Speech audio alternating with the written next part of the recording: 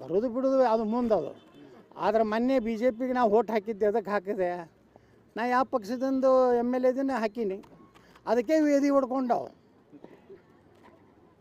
ನಾವು ಏನು ತಿಳ್ಕೊಂಡಿದ್ರು, ಒಂದು ಏನೋ ಕಾಂಗ್ರೆಸ್ನವ್ರು ಒಂದು 7-8 ಕೋಟಿ ರೂಪಾಯಿ ಕೊಡ್ತಾರೆ, ಅಭಿವೃದ್ಧಿಗೇನೋ ಒಂದು ಏನೋ 50 ಕೋಟಿ ರೂಪಾಯಿ ಕೊಡ್ತಾರ್ತೇನೋ ಆಶ್ವಾಸನೆ ಕೊಟ್ಟು ಓಟ್ ಹಾಕಲ್ಲ. ಮಂದಿ ಬಿ ಜೆ ಪಿ ಹಾಕ್ಯಾರಲ್ಲ, ಯಾರು ಹಾಕ್ಯಾರೋ ಗುರುತಲ್ಲ, ರಾಜ್ಯಾಧ್ಯಕ್ಷರೇ ಹಾಕ್ಸನತ್ತರು. ನಮಗೂ ಸುದ್ದಿ ಐತಿ.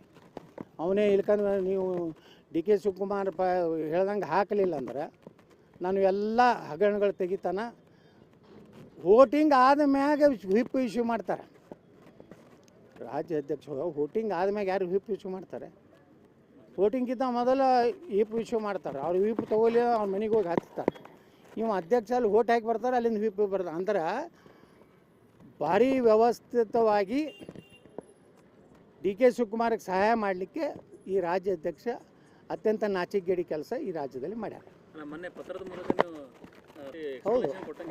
ನಾ ಯಾಕೆ ಕೊಟ್ಟೆ ಅಂದ್ರೆ ನೋಡ್ರಿ, ನಾ ಬರೀ ಹೋಗಿ ಅಲ್ಲಿ ನಾನು ಏನಾರು ಓಟ್ ಹಾಕಿದ್ರೆ ಈ ನನ್ನ ಮಕ್ಕಳು ಅದಾರಲ್ಲ, ಅವನು ಫೇಕ್ ಅಕೌಂಟ್ ಅದಲ್ಲ ಸಾಮಾಜಿಕ ಜಾಲದ, ಆದರೂ ಹಾಕಿದ್ರು ಅವರು.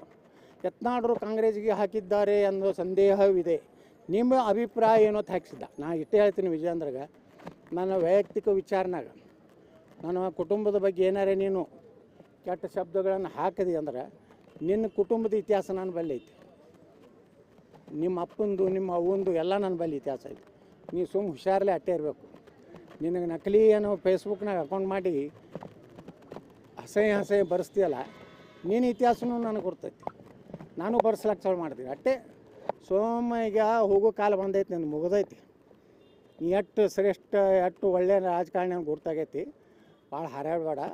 ನೀ ಏನಾರೇ ವೈಯಕ್ತಿಕ ನಾನು ವಿಷಯ ಹಾಕಿದಿ ನಿನ್ನ ಚೇಲಾಗಳ ಕಡೆಯಿಂದ ಅಂದ್ರೆ ಅದಕ್ಕಿಂತ ಕೆಟ್ಟ ವಿಷಯಗಳನ್ನ ನಾನು ಹೇಳ್ತೀನಿ.